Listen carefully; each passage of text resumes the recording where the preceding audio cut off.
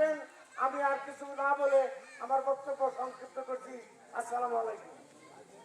نحمده ونصلي على رسوله الكريم أما بعد أعوذ بالله من الشيطان الرجيم بسم الله الرحمن الرحيم আমরা অত্যন্ত আনন্দিত।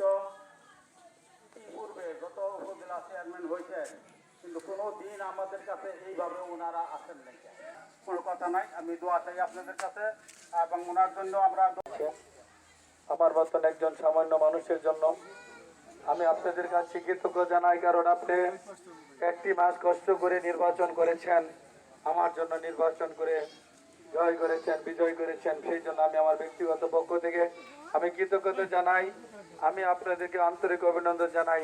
তারপরে 2 দিন পরে আবার অনেক কষ্ট কাজের ব্যস্ততার মাঝেও আপনারা উপস্থিত।